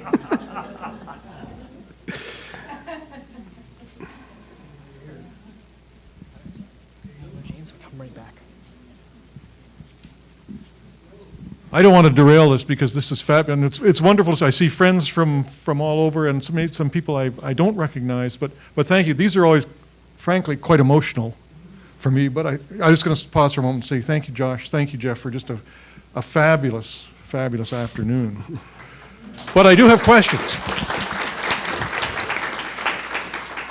I have my own questions, and they are 2 trivia questions. Okay. 1, and this would be, which recent appointee to the Order of Canada was once called by Jamie Reaney a one-man civilization? Who knows that? No? Close? First name Bill? Close? You said Bill Bissett. Did we hear a Bill Bissett here? Well, Susan said it first. Does anyone else say Bill Bissett? Okay. Do you have a Luddite CD already? No. I have a second prize, but we'll have to hold off. Well, sorry, that one didn't work out so well. I'll try another one. Maybe.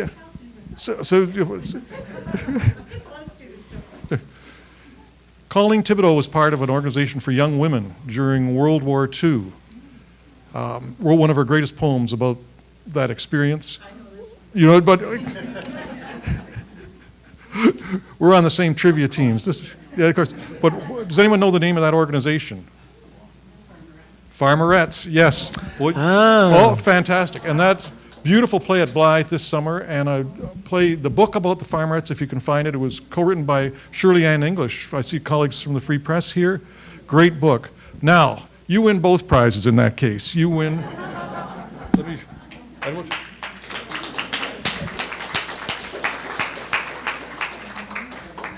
Mark the landscapes and. While James is delivering that over, I'm going to give you two other things.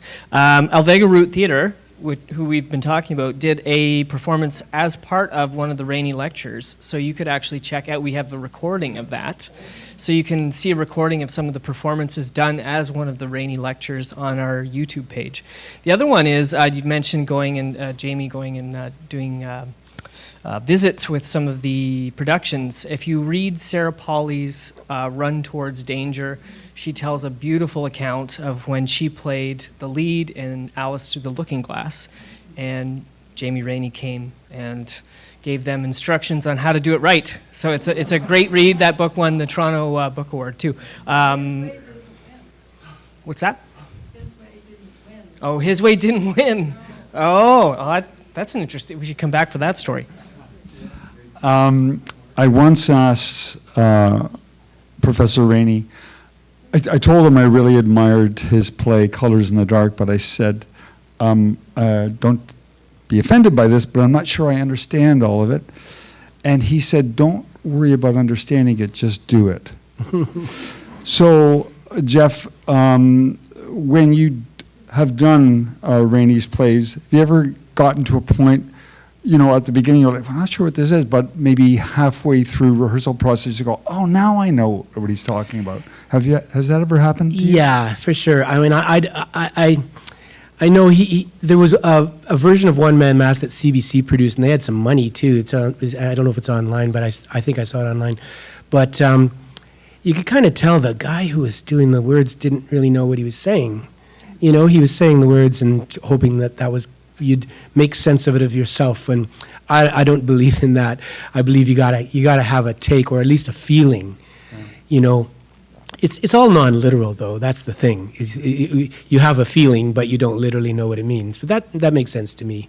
I don't know, but yeah, it would sink in. And I had the luxury of being able to ask Jamie questions too.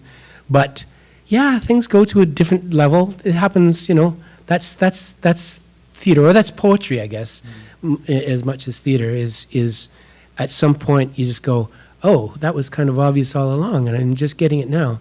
But yeah, oh yeah, for sure. Mm-hmm. I should note on Zoom, somebody you might know, Elizabeth Reaney, guessed Farmerette's right and said she's okay without the prize, though.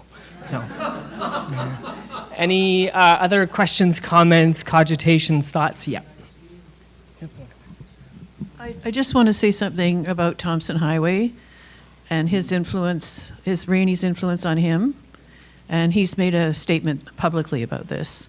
And I think Thompson is one of the greatest playwrights and writers we have in Canada. And he's also not afraid to be bold about issues that are controversial, which I think also reflects perhaps a little bit of Reaney. Anyway, that's all. Quick note on that. Thompson, when he came to Words and performed gorgeously, I think you saw that performance, he spoke glowingly before, and he came in a flurry 10 minutes before the performance, of course, and gave me a heart attack. But first thing that we talked about was coming back to London, and this is where, you know, my great teacher, Jamie Reaney, was. So he remembered very much so when he came back. Thanks, Jeff, for all your insights. And I can't resist one further Lucan Insider question.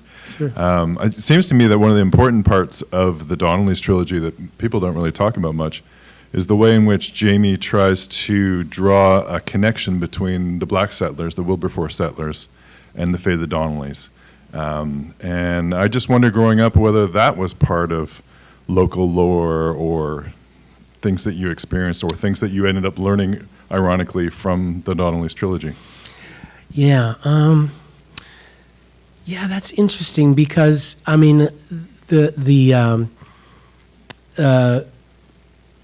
as you know, a lot of the black families were basically forced out, or their land was stolen on them and so on.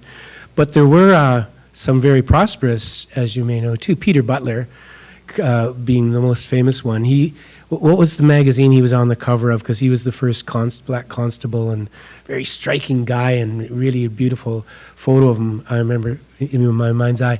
But I know I grew up with Butlers, and so there was the presence of very, very light complexion, but certainly, you know, from a black background.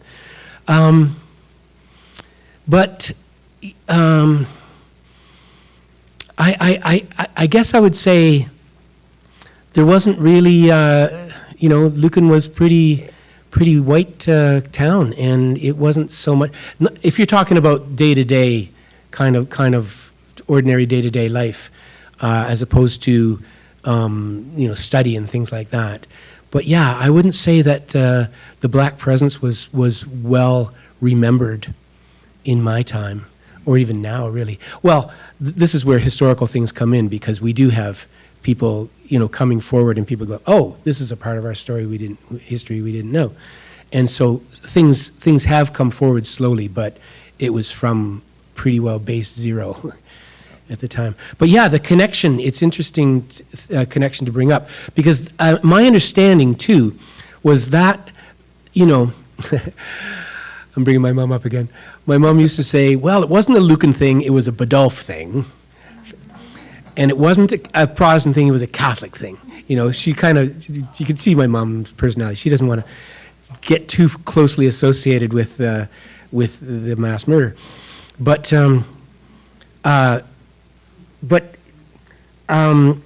yeah, so I don't know. I just think that the earlier one, though, was more the Protestants, right? Or, you know, the Protestants were involved in a way they weren't involved in the actual murders. Let's put it that way.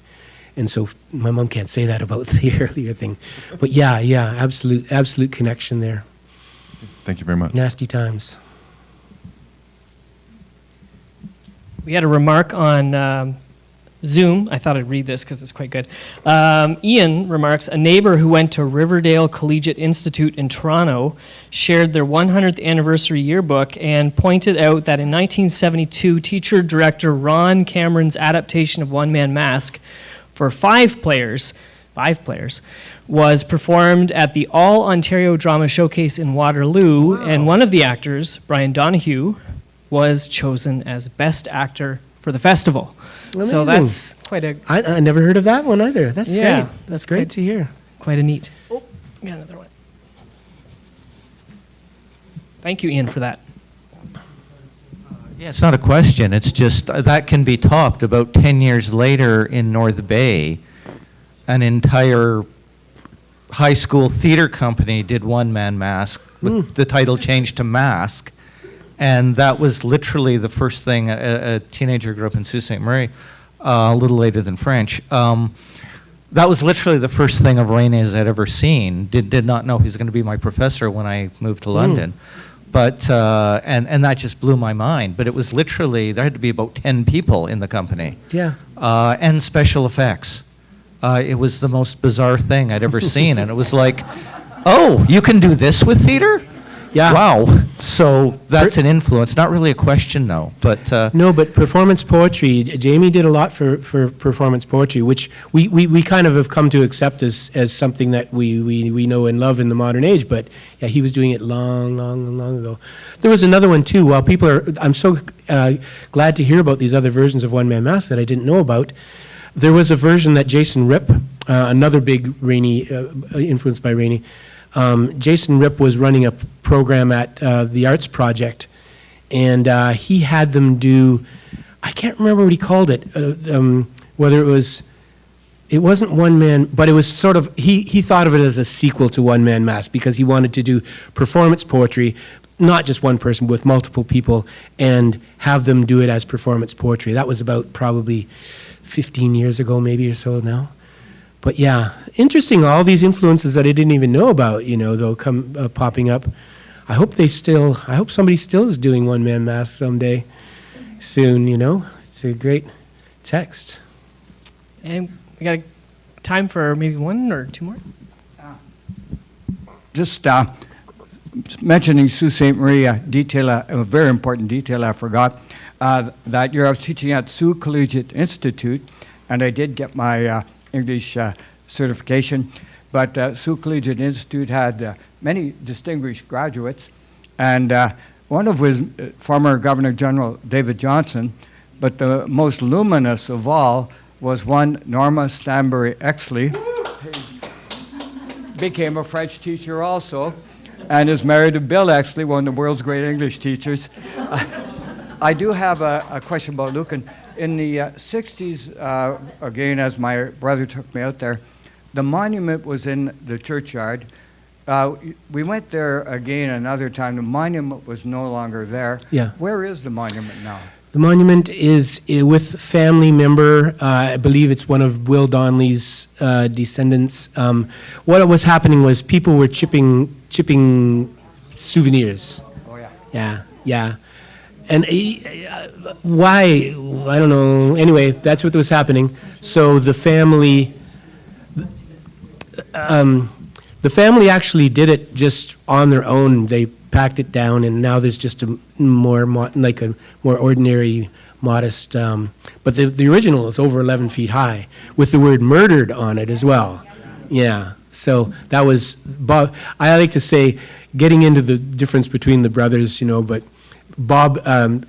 Patrick wrote the poem that was on it. A farewell, farewell, the parting scene's over. I can't remember it off the top of my head. Beautiful, beautiful farewell to the Donleys who had died, and then Bob made sure that murdered was written. So, the personalities of the Donleys come out over their actions. But yeah, it was disassembled by the family, and it's up there. I don't think anybody really wants to reveal where it is. They want it just, Yeah. There's a replica at the museum in Lucan, like full-sized replica. Yeah. Maybe we could end here on a question for you.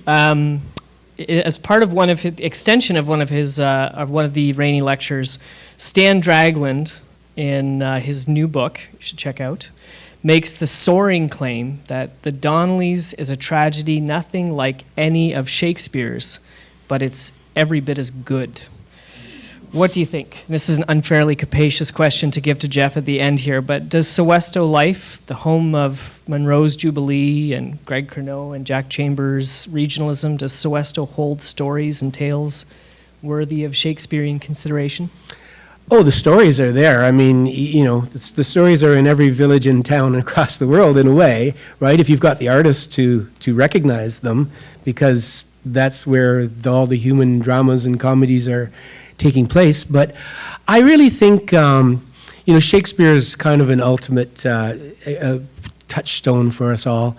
But a lot of these great writers, they're not thinking, I'm going to sit down and write myself a masterpiece. They're doing what they do, which is, turning things over, working it till they come up with something. Maybe it's accepted in the early days, maybe it's not, maybe it's later on. Maybe it's never. Maybe it's worthy of it and never gets discovered. All these things are part of the milieu, of art creation, I think. But certainly the stories are there, and I always worry that I'm so glad we have these lectures just to kind of remind ourselves of who Jamie was and this community of support and what he was building, and we can keep building on it because there's no guarantee that anybody's name carries on. All it takes is bad filing, or all it takes is falling out of fashion, and somebody's got to be champion. You need, that's what I was going to say, is you need the champions as well. Like why do we know Shakespeare? Because some of his actors wrote it all down. Shakespeare didn't leave it in a form that we can go to the used bookstore, right? What if those guys didn't do that? What if they just said, I got jobs, I got lots of jobs to do, then go into the past and worry about Will Shakespeare? So there's a side of me that feels like it's all very precarious, and what ends up coming out the other end may be the most deserving, it may not be. We listen to the top hits of 1980s, maybe we won't think they were as good as another era, you know what I mean? But, and all the great, we know there's always musicians that get thrown by the wayside, and I think what we want to do is just keep not only Jamie's work alive, but keep the legacy alive. The legacy to me is as important, and by that I mean just the way of thinking and the way of creating and being original, and doing it based on where you are, where you live. Brilliant answer. And that was why we created the Words Festival as well, to celebrate those past voices. This has been a true pleasure to sit down and have a conversation with you. I am so grateful to all of you who came out on a Saturday afternoon here to hear Jeff's amazing readings, performance, to hear stories, and to gather together like this. It was really wonderful. Thank you to the Reaney family for inviting us to be part of the lecture series.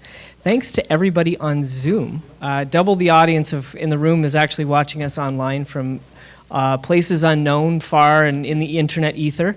Thank you so much, Jeff, for a brilliant afternoon conversation and reflections on Jamie Reaney. Should I end with that song? Yes, you should. Okay. Amazing. I know James wanted me to do one of my own Donley songs, and Josh was saying, are any of the songs directly influenced by Reaney? And I kind of went, well, he covered the material, so yes, indirectly. And then I remembered, no, there is one that is actually very much based on James Reaney's take. This is shortly before take it back to 1879 in the fall. And the Donleys, the murder would be happening in about 4 months' time. And there was, they were getting to the point where the vigilantes wanted to intimidate the Donleys. And they were looking for, some of the excuses were getting, in this case it was quite flimsy. It was the case of Thompson's cow was stolen. It wasn't really stolen, but this is a famous song, and Earl Haywood has a song about it, and it's one of the little incidents about what set this off. But it was really about trying to intimidate the Donleys, and they made a visit to the Donley homestead, and then they made a visit to Will Donley's place in Wheeling Corners. And the reason what I got from Jamie was he's got the poet's eye for this, that after they went to the homestead, Joanna went shooting off through the back roads and through the woods and got to Will's place before they got there, and warned him, these people are on their way. So the way Jamie sets it up is, okay, you're Will Donley, the mob is coming, there's hostility, especially towards Will. Will was probably enemy number one from a vigilante perspective. And so the way Jamie sets it up is, okay, what do? I've got a gun, but I've also got a fiddle. And in the end, he chose the fiddle. And this is to me is Jamie's eye for the poetic moment. And this is a song. Now, the song that he actually played, and they were hanging around and just got embarrassed, and then they finally just went down the road, and so he kind of defeated them with his fiddle. That's kind of the story. And the song he played, we know what song he played. It was called "Boney Crossing the Alps," which is a fiddle march. And so I decided for this particular song, I wrote words to that song. So the tune you're going to hear is "Boney Crossing the Alps," which is a song that Will played. And the words you hear are the story, starting with Thompson's cow. And okay. Well, Thompson's heifer was a wandering beast. She went over to the neighbor for a grazing feast. But the property she visited was on another farm, so they figured she was stolen by the Donleys.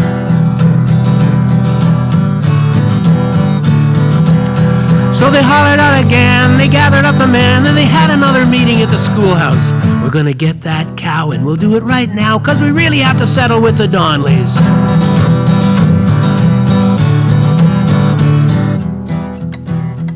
They went to James and Joanna's just a little after dawn, and Bridget saw them coming and she woke up John, and they couldn't find the heifer, but they wouldn't go away, 'cause the heifer wasn't really what they wanted. It was more to intimidate the mother and the dad, and to show them all the enemies the Donleys had. But the father told them all that they could kiss him on the ass, so they headed out to have it out with William. But Joanna flew through the woods in the dew, and her warning in the morning it was heeded. Will rosined up the fiddle bow and oiled up the gun. He wondered which would be the one he needed. But they tuned up the fiddle and he fiddled up a tune, and the vigilante visitors were leaving soon, and the fiddling was following them all along the way, and music won the day. And da-da-dum, da-da-dee-da-dum, da-dee-da-dee-da-dee-da-dee-da-dum, dee-da-dee-da-dee-da-dee-da-dee-da-dum, da-dee-da-dee-da-dum, da-dee-da-dee-da-dum, da-dee-da-dee-da-dee-da-dee-da-dum.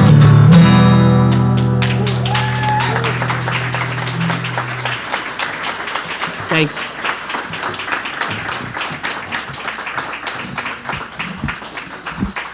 Well, thank you. Would you like to say anything? The true voice. Yes. The mother of Elizabeth.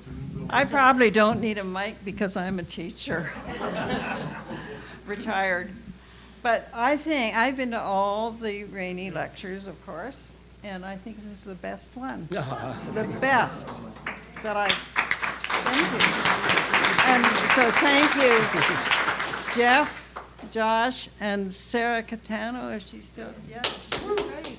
And I'm the one who gets all the, what is it, the the carbons, you know, like on the computer. James always sends me a copy. So I heard all the things going on about this, and I, oh my God. But it's been brilliant. So I really thank you, because I've really enjoyed it, which I don't say about all of them. No, yours was good. Yours was good. That's high praise coming from you. High praise. Thank you all so much. I imagine, are you around? If anybody wanted to come up and say hello, you around? Stick around for a bit. Okay, brilliant. Auditors don't always get things that deserve standing ovations, but this deserves it. Thank you all. That's forced. That's forced.